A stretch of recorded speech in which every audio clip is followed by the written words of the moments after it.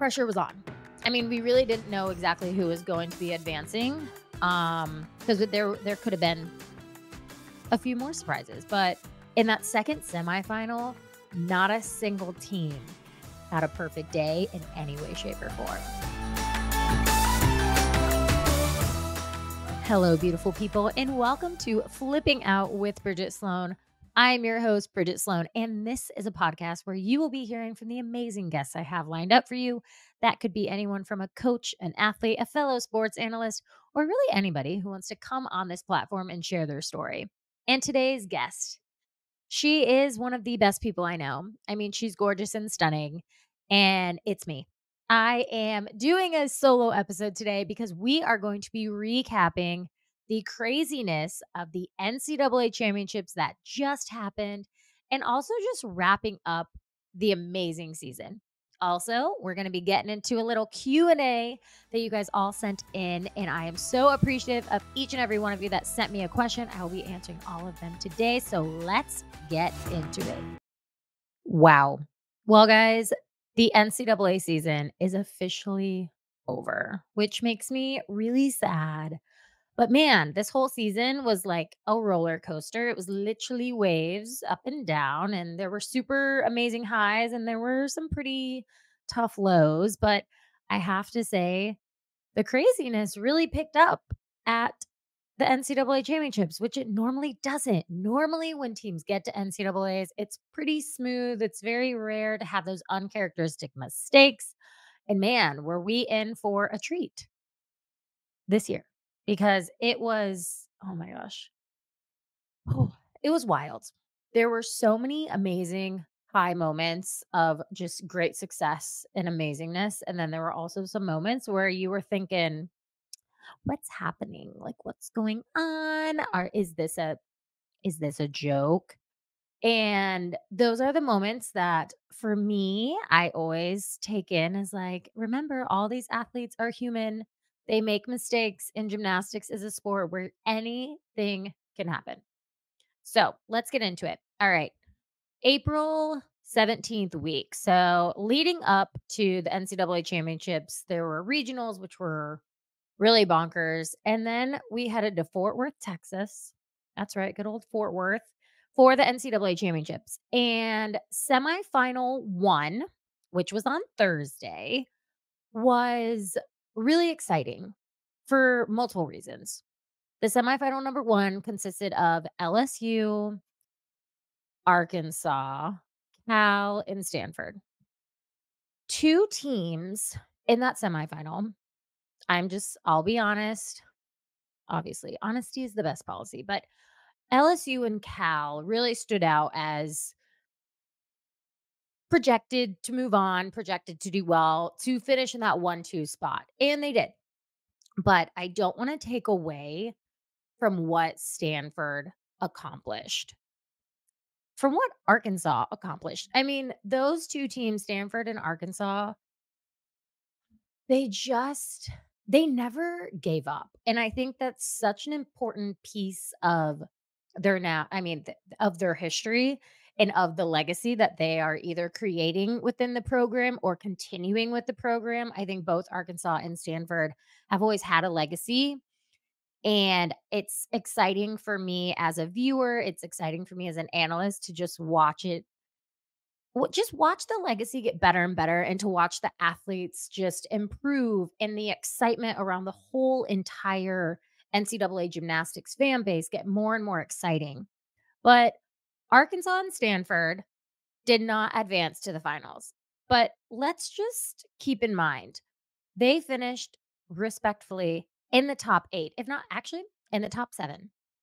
Arkansas finished its season ranked 7th, which is just amazing for the program. It's amazing for Jordan and her staff, for just everything that they've gone through this season. They've had their ups and downs, but again, like I said, they never gave up and they made it. I mean, they literally made it happen. So don't want to take away from anything Arkansas and Stanford did in the semifinal number one, because what they made happen was really truly remarkable. Because the same with Stanford. Stanford finished their season in 5th. 5th. They came into the season, I believe they were in 50 something, which I'm sure if I'm wrong, I'm sorry, but they were not highly ranked. They were not highly ranked. We will definitely say that, and I know that to be true. And they finished their season in 5th. Anything is possible, ladies and gentlemen. And that is what makes gymnastics just, oh, it just makes it so exciting because you never know what's going to happen. The beginning of season, in my opinion, is really I mean, that's your building. You're getting the confidence, you're doing everything, but it really doesn't matter until these final moments at regionals, these final moments at the NCAA championships. And to see Arkansas and Stanford just have such a remarkable season, it means so much to the program, but it also just means so much to NCAA gymnastics as a whole. I think everything that has been happening within NCAA gymnastics every single year, it gets better and better. Programs are just getting more and more exposure. You're seeing individuals make it that maybe from teams that you might not have even realized they had a team, or universities that didn't even have a team, that it's just cool to see that happen. So, love that Stanford and Arkansas made a huge impact this season, finishing in the top 7, just remarkable job. Now, let's move on to Cal and LSU, who, again, leading up to the entirety of the season, have really kind of solidified that top 5 finish pretty much all season long.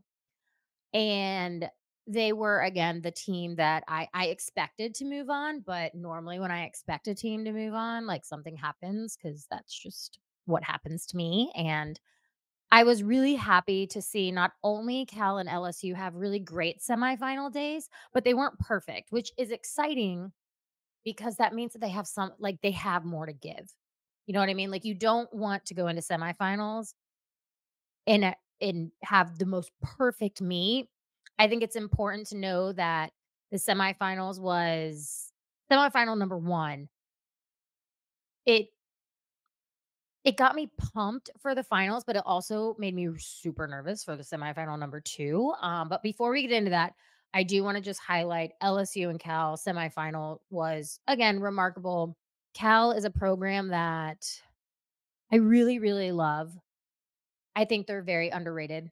I'll say it. I think they're super underrated and they really fly under the radar. And man, they just work in the way that the staff at Cal, Liz and Justin, do such an amazing job of really, and it from an outsider perspective, it really seems like they inspire their athletes to be better, to whether that's getting better in the gym, whether that's getting better outside the gym, at school, whatever aspect it might be. It just seems like they are encouraging their athletes to take care of themselves, whether that's going outside for a long walk, whether that's going to get your nails out, whatever it might be.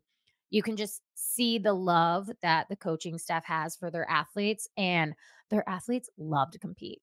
I mean, you talk about a team that was out there, the talent that they have and the precise movements in their gymnastics is just, it's amazing to watch. I mean, it's a beautiful team to watch, and I'm so incredibly excited that they had an amazing semifinal day and advanced to the finals, which leaves LSU, the 4th team to talk about in the semifinal 1. And LSU had a remarkable season. I mean, you talk about a team that is just stacked with talent. One thing that they really honed in on, I think, all season long was being confident in their gymnastics and knowing their talent. I think it's really important for athletes in general to be able to walk into a gym and know that they're capable, but also know that they have to do their job. And LSU really did that all season long and showed up to nationals and basically rocked the house in the semifinal number 1, also advancing into the finals. So after semifinal number 1, we knew, okay, it's going to be Cal and LSU advancing. Amazing. Pretty much kind of what a majority of fans might have expected. And great. Love it. Moving on. Semifinal number 2. Now, when I read who was in the semifinal number 2, I was like, ooh. I'm so happy I am not an athlete. And I say that because it was intense. Semifinal number 2 consisted of Florida, Utah, Alabama, and Oklahoma. All 4 of those teams. That's essentially what your finals tended to look like.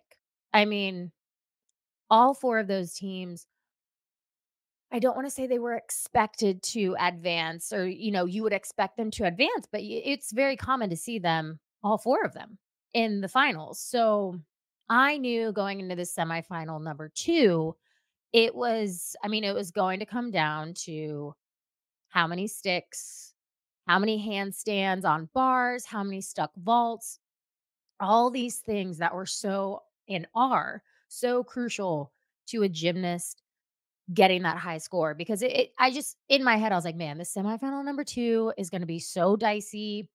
It's going to be insane. And it was. It was insane. It was chaos and it was just if you would have asked me at the very beginning of the meet, "Hey, Bridget, who do you think is going to be advancing into the finals?" I probably would have looked at you and been like, "I really don't wanna answer that question because all 4 of these teams could advance and should advance." So, I probably would have said, "Oh, Oklahoma." I mean, they've been unstoppable all season long. And then I probably would have said, like, Alabama, they've again, another team that has just been incredible all season long. And then I would have said, well, Florida, they've really been on the rise all season long. They've never let up. They have an amazing freshman class that has just been stepping up every single week. Then you have Utah, who again, they're riding that momentum of having a great regular season. So I probably would have said Oklahoma, and then that second spot is really up for grabs from all 3 teams. Now, after rotation 1, hmm, my my outlook on who would be advancing would probably change because in rotation 1, Oklahoma started on vault, and they are without a doubt the best vault team, in my opinion, going into NCAAs and even still today. I mean, they are one of the best, if not the best, vaulting teams, and they just had some uncharacteristic mistakes, and they ended up starting with a fall. And then they ended up almost sitting another vault down, and then they did sit in and it seemed like they dug themselves into a hole really early on, and it really rattled them. And it was shocking. It was great. I mean, it just wasn't what you expected, and you could tell that nobody was expecting that, including the team. It was just a really shocking moment. And so that I mean, the first rotation alone was just like, "Holy moly, what is happening?" And if you were listening to the live stream, myself and Sam, we were covering vault and beam, which in the semifinal number 1, vault and beam were killer. Everybody was doing great. We were like, "Wow, this is amazing."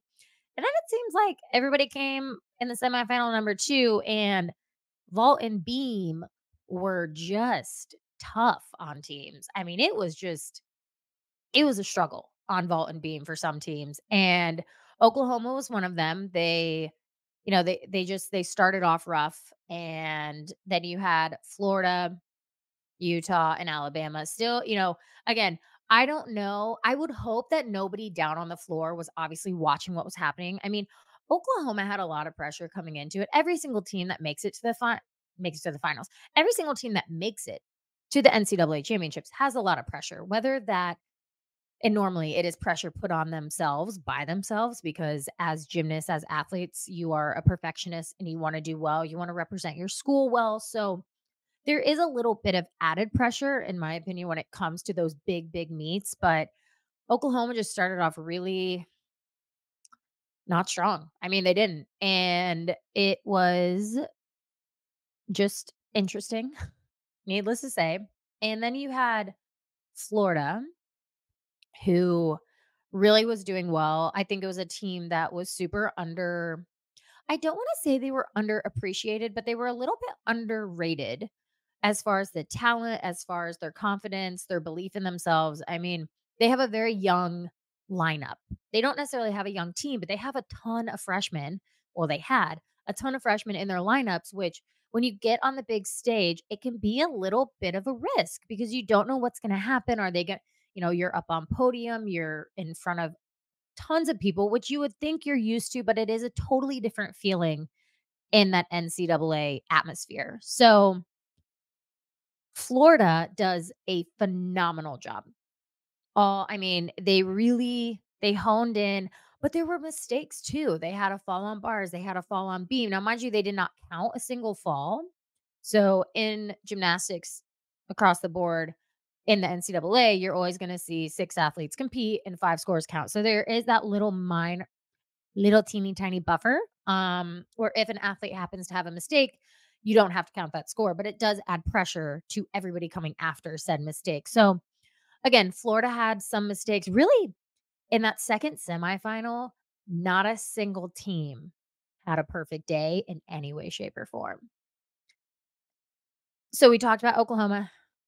They had a couple falls on vault. They went to bars, had an amazing bar rotation. Then they went to beam and going into the 3rd rotation, part of me was like, "Man, Oklahoma's they're gonna crawl out of this." Like, they're normally in this setting, you would say there's no way you can count those types of mistakes in advance, and I was like, "Man, they're gonna make it." Like, this is gonna be super interesting, and it from a viewer's standpoint, it was really exciting from the retired athlete in me. I was like, "Oh my gosh, the pressure that I would be feeling, I would not wanna talk to anybody." I would if I were on any of the teams on the floor, I would have been the one in the corner by myself because pressure was on.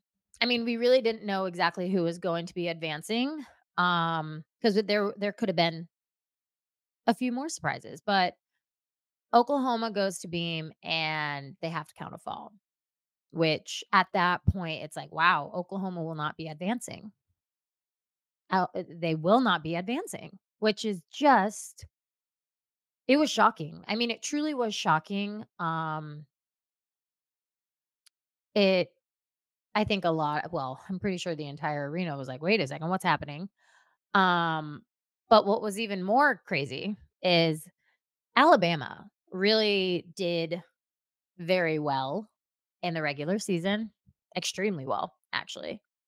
And they got to the NCAA championships and went to balance beam, and I need to pull up their scores because they did not do well on beam. I mean, beam was the event for them that it took them out completely. Alabama went to beam and had 4 falls, which beam is the hardest event. It is the hardest event in my opinion, and it is even harder on a podium. It's harder. I mean, there's just lots of different things going on around you when you're in an arena setting, when you are in the NCAA setting, and yeah, it was crazy. And that being said, so you're looking at it from a viewer standpoint, and you're going into this 4th rotation, and you're thinking, "Holy moly!" Starting this semifinal number 2, it was Oklahoma's going to be advancing. Who's going to be the second person? Well, going into the 4th rotation, it was pretty much solidified that Florida and Utah were going to be advancing. And it was just, I mean, it was insane. On the live stream, there was just it was me basically gasping a lot of times, like, "Oh my god," or like, which pretty much sounded the same, but it was just insane. I mean, it was good gymnastics. It was crazy gymnastics, and it was drama-filled gymnastics, but at the end of the day, gymnastics is a sport that you can be number 1 going up, I mean, the entire season, and then when the moment counts and when it really when the I guess when the lights are all shining on you, if it's not your day, it's not your day, and it just goes to show that, you know, keep your head down and work, and I think all 4 teams in that semifinal number 2, and not forget about Utah, who, again, they had a fall on floor and they didn't stick a lot of vaults. And it was kind of like, okay. So they advanced and they moved on and everything was fine. But it really broke my heart a lot because at the same time, you look at these teams that are there in the semifinal, they've got a lot of seniors, they've got some fifth years on them. That was the last moment that those athletes competed. And those are the hard moments when you're standing up there or you're on the floor. For us, we were up in our little section for the live stream, and I think there was one moment I just kind of stood there and I was like, "Wow, that was crazy." I mean, it was crazy, but at the same time, it's so incredible that not only Florida and Utah advanced, but they advanced with flying colors. They looked great, and yeah, they had some mistakes, but they looked really good. So they were headed to the finals. And yeah, that was that. And it was also, I just want to say this, it was such a late meet. The meet started so late, and Mm, I didn't love that for me. Mind you, I wasn't even competing. So, yeah, that was just my hot take on the fact that it was super late. I didn't love that. But anyway, so at the end of the semifinals day, not necessarily the four teams that I necessarily assumed would be going or guessed would be advancing, but it was LSU, Cal, Florida, and Utah headed into the finals, and it was exciting. I mean, I was really, really excited for all 4 teams that advanced because no matter who came out victorious in the finals day, it was gonna be that coach's first ever NCAA title with that team.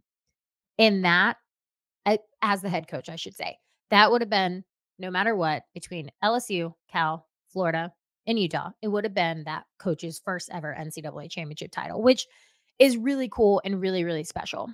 So, moving on. We're headed to the finals. Everybody is just like, oh my gosh, what is happening?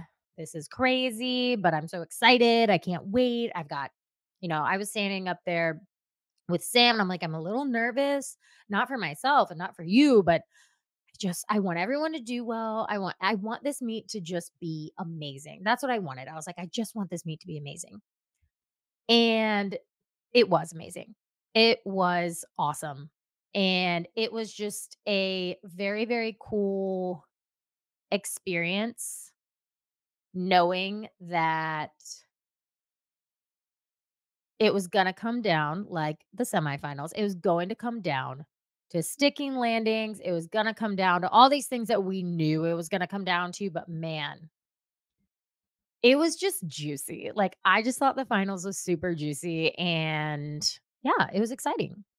And before I guess we'll just get into who won, but LSU ended up winning their first ever NCAA national title, which you talk about a team that just gave it their all season long. I mean, all 4 teams, LSU, Utah, Florida, Cal, they all gave it their all every single day. I mean, it was incredible. I mean, it was really, really special to see them win. And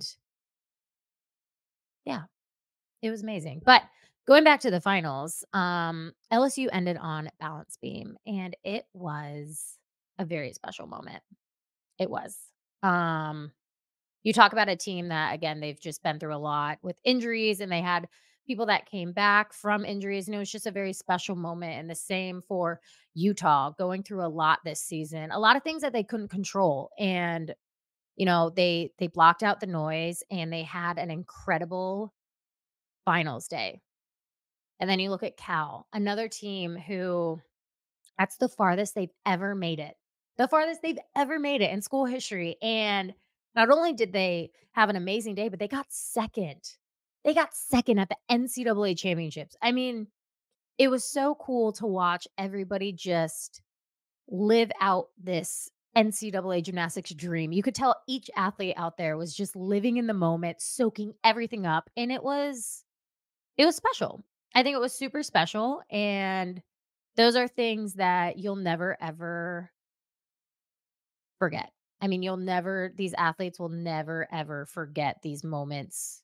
Um, so yeah, it was super, I mean, gosh, it was just incredible. And I want to make sure that I'm pulling up all the right scores here. But one thing that I do want to point out is, you know, the expectation going into finals day is always all gas, no brakes. And you keep that confidence going. Everybody walked in there. It was like everybody felt a little swaggy, it looked like. And it was just it was remarkable to see LSU get that championship, even though I think after the second rotation, part of me was like, they're on fire. And that was just it was cool. It was cool to watch. And then again, Cal ended their season 197.85, which is remarkable, getting that second place. Utah finished third with a 197.8, and Florida with a 197.4375. And the one thing that I want to really point out is all 4 of those teams, all 8 teams, every team that advanced to the postseason, whether that was just to regionals or that was moving on to the NCAA championships, every single team became one day better. Each program became one day better. And the exposure right now that NCAA gymnastics is getting, the exposure that women's sports is getting is just it's amazing. And it makes me super happy and proud to be part of it.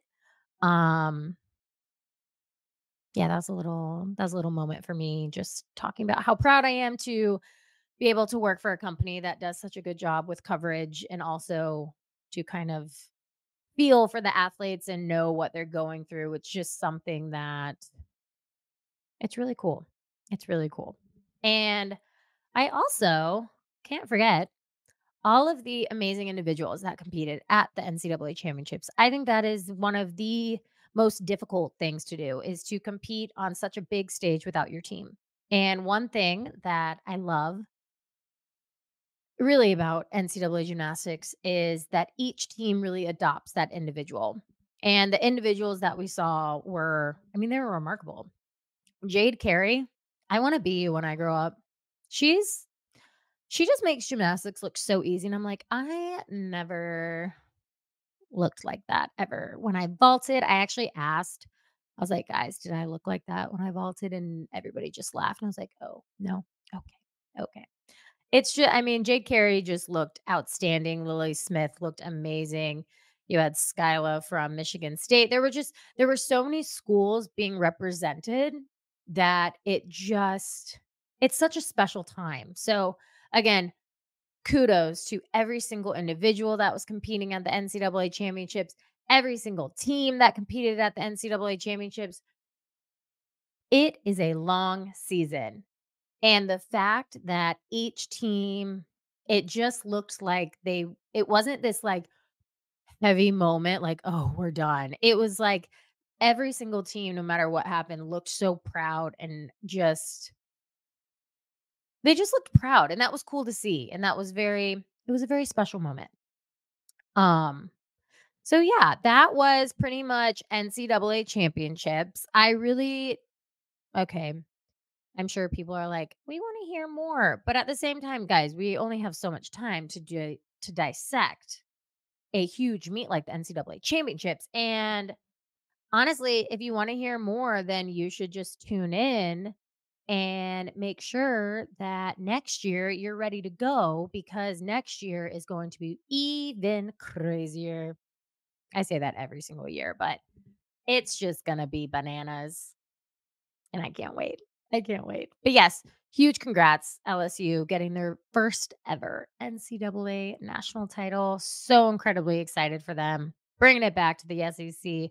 Cal finishing in second, Utah third, and Florida in fourth. And yeah, that's pretty much NCAA's in good old Fort Worth. It was awesome. It was great. Okay. Now, for the fun part for me. You guys all are amazing. And every listener out there, I just appreciate you more than you probably know. A couple of you that came up to me at NCAA championships. I appreciate you. It meant the world to me to even have you say anything about flipping out. Just it made me feel really good, and it was awesome. This has been such a fun journey for me, and I just want to say thank you. But anyway, I asked, well, I guess I didn't ask the questions, but I gave some of you an opportunity to ask questions, and you guys came through. These are some really good questions, and now that we've kind of wrapped up NCAAs, we're going to move on to the Q&A portion of today's episode, which I did look at all these questions, but I didn't like really look at them. So, anyway, question number 1. When preseason rankings come out, do you think it's fair to put OU at 1 or 2? Okay. Let me give you my take on preseason rankings. They don't mean anything. Preseason rankings, I think they're kind of silly. I never ever paid attention to them as an athlete. But I mean, to say OU should be at 1 or 2, no. I mean, preseason rankings are really from what happened the previous season. So I don't know what they're going to be ranked. I also, again, think preseason rank. It's just like a confidence boost, in my opinion. You can't really look too deep into it, because so much will change throughout the season, as everybody knows. So yeah, I don't know. They don't also ask me about preseason rankings and where I think people should go, so they don't really want my opinion on that. Okay, thoughts on 2 past floor routines having a 10-0 start value. Hey, if you can do it, you can do it. Save your body. I will say one thing I appreciate is that you're getting more and more artistry coming out, more leaps, more, I would say more turns. It's really just wolf turns, which I don't know how to do a wolf turn. I don't think my knees would survive that, but I actually don't hate it. If I'm being completely honest, I really don't. I think again, it really kind of takes it kind of goes back in time to when power was not the only thing that was needed to score high on floor, and it's allowing athletes who, again, they need to save their body, but also have these amazing artistic abilities to really shine through. And you're seeing, I think, as a whole, you're seeing different choreography with really telling a story. And I think, I know UCLA was known for that and has been known for that for years, but I do think you're seeing more and more of that across the board. And I think it's beautiful. I think if you can do a 2 pass routine and still have that amazing artistry, it's awesome. But I will say the people that do a 3 pass routine, I'm like, wow, that's really hard. Which I did a 5 pass routine once in my life, once upon a time in my life, I guess. And yeah, the fact that people are now doing 2 pass routines, I'm like, hey, well, you got to do what you got to do. If you need to save your body, which everybody should have that as a priority, then do it. Um, I guess my thought, I don't really have massive thoughts on it, but if you're going to do a 2 pass routine, make it worth it. That's my 2 cents. What do you think about the LSU Tigers getting their first well-deserved NCAA championship? I think it's great. I think it's absolutely well-deserved. I think they worked hard, they earned it. They are a stacked team with talent, and I mean, they won for a reason. I think that is something I can appreciate, and we're not going to get into any sort of judging, but at the end of the day, every single team that was out there competing was in front of a panel of 6 judges. So, in order to score really big in front of 6 judges is really hard. You dropped the high and the low scores, and then you averaged the remaining 4. And LSU just, I mean, again, they never let up. All gas, no brakes. And Confidence was just oozing out of every routine they did, and they rocked it. So, what do I think about the LSU Tigers getting their first NCAA champion? I think it's great. Well deserved, and I can't wait to see what they do next year. Ooh, reaction when you knew slash found out, oh, you did not make it to Sunday's final. I was really upset because I was really sad for the athletes on the team and for, it's hard. I mean, gymnastics is hard. It's mentally hard. It's physically hard. It's emotionally hard. It's just it's a hard sport. And they unfortunately had mistakes that they might, I don't know what happens in the gym for them. I don't know what happens in their team huddles. I don't know. But one thing that I do know is that this year will make them stronger. And this year, as much as they are probably looking at it so negatively, is a huge positive for them. And I mean, that's the hard truth I know that I had to look at with my career and even with my life. It's just the hard days are hard, and those competitions that don't go your way, you don't forget. You think about them for a little bit longer, but the reaction was it was, I was speechless, which, as any of you know, is really hard to do for me. And it really, again, it made me sad for the athletes on the team that, they, I don't think they expected to move on because KJ does a really good job of, they don't expect anything on that team. And they always walk into an arena knowing that they have to work and, they have to do their job in order to advance. And it just wasn't their day. It's just one of those things. It wasn't their day. And yeah. Yeah. My reaction was I kept grabbing Sam's arm. So Sam was sitting on my left. I'm sorry, Sam. But I kept grabbing her arm because it was crazy. I mean, it was just insane. So yeah, that's how that went. Alrighty. How do you think elites versus tens do in college? Great question. Does it matter? I have seen amazing elites come to college and not, I don't wanna say they didn't do anything, but eh, they didn't, it totally depends, and this is what I believe. I think it completely depends on whether the athlete is able to fully, and that's the key word here, fully buy into a program, fully buy into the transition, and knowing that it's going to be hard. Like anybody that comes from the JO program, that comes from elite, comes from the Olympics, no matter what, when you are transitioning into college, it is hard. It is very hard and it is very challenging because you are learning all these new things about yourself. You are now training with brand new people. So, in my opinion, what do I think about elites versus tens? I think they're both amazing. I think level nines that go to college are amazing. It doesn't matter what your background is. What matters is, are you willing and able to fully buy in to the program's philosophies, to the program's process? And that, in my opinion, is what makes a great athlete.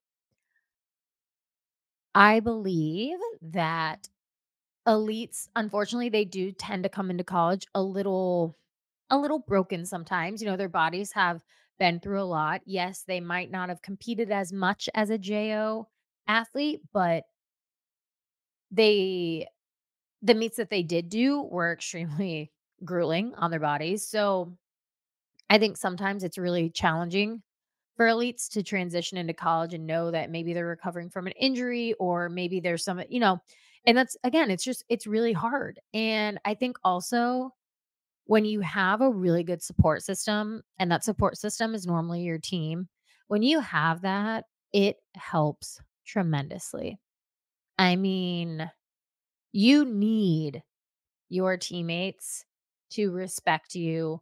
You need to respect them, but you also it's really nice for them to be there when maybe you weren't used to having someone there. I know from my experience, I trained by myself. I really didn't have a teammate, and then Sam Peshek actually ended up coming over to my gym, and we trained together, and then she went off to college, and as crazy as it was to kinda go from training by yourself to training with 15 other girls, it was one of the best things ever for me.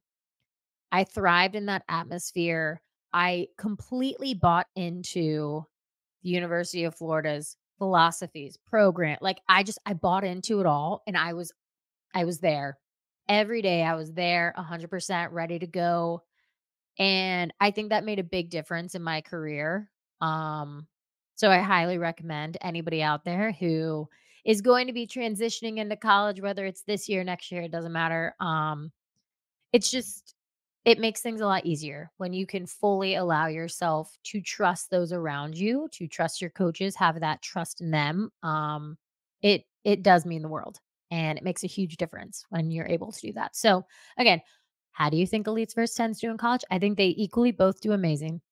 I really do think that there's no perfect recipe for the perfect team. So, moving on. Have you ever thought going back to gymnastics, just like what Chelsea did? I don't know if any of you have seen some recent videos going around the internet, specifically Instagram, about me trying gymnastics again, but it's a hard no. Happily retired over here. And also, Chelsea, you go, girl. I don't know how you do it. I tried a kip, ladies and gentlemen, a single kip. Bars was one of my best events. I thought I threw my shoulder out. I didn't even make the kip, didn't even make it. So, I have never thought about going back. I think my time with gymnastics and competing and like being a gymnast, it's over. It's done. Um, oh, do you know which Florida gymnast will be taking a 5th year? I sure don't. I sure don't. Ah, I don't know. Yeah, I have no idea. I don't really know about anybody that's coming back. So we'll see. It'll be a surprise for us all. Would you have taken a COVID year? Ooh. I think the better question is, would your coaches have allowed you to take a COVID year? Yeah, that's a great question. I really have no idea if I would have taken a COVID year. Yeah, I don't know. I don't think to be honest, I doubt I would have. I mean, y'all, I was turning 24 when I graduated college. I was a little older because I started college a little later, but like my body was like, all right, well, let's wrap it up. It's been fun gymnastics, but we're done here. So yeah, so would you have taken a COVID year? Probably not. And again, the real question is, would your coaches have allowed you to take a COVID year? I don't know. We should ask them. Would you want the NCAA to bring back a separate competition for event finals? Absolutely, positively no. I It was insane. So back in my day, we didn't even have a day in between. So you went semifinals, finals, and then event finals. Mhm, mhm, mhm. That's 3 days competition for some people. And it was normally the finals day was literally survive. Like, I think one time, I think I made vault and I was, like, borderline traumatized. I couldn't believe it. I was like, "I have to vault again?"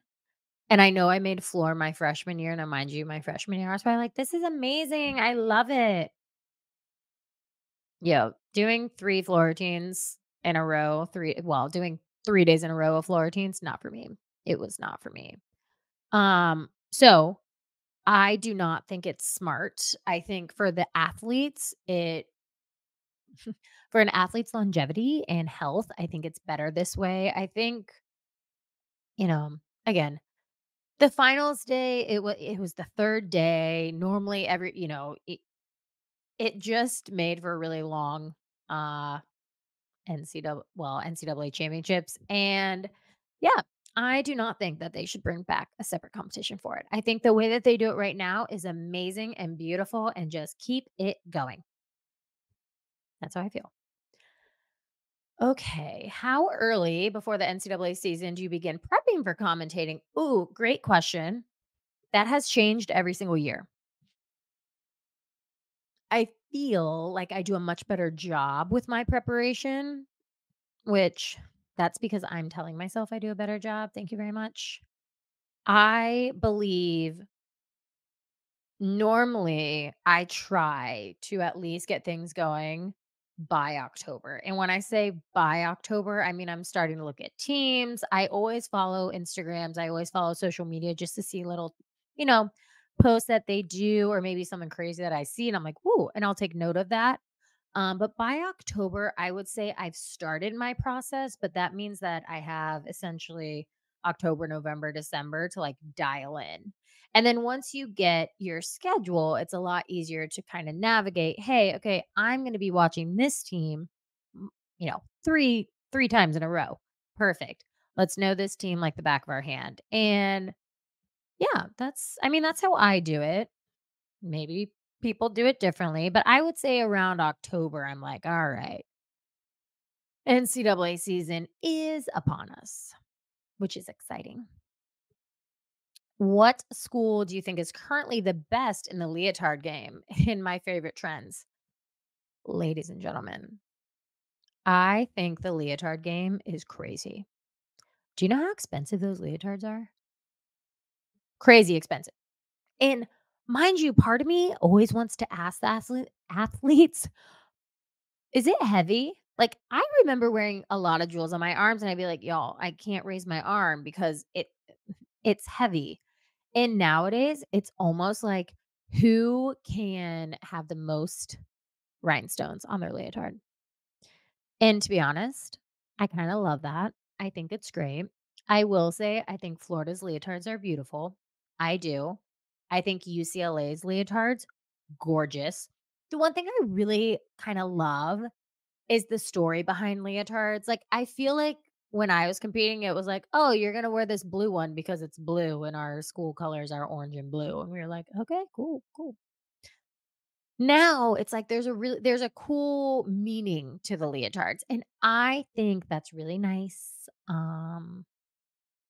I would say my favorite trends, I mean, I'm seeing a lot of white leotards, and I love that for everybody else.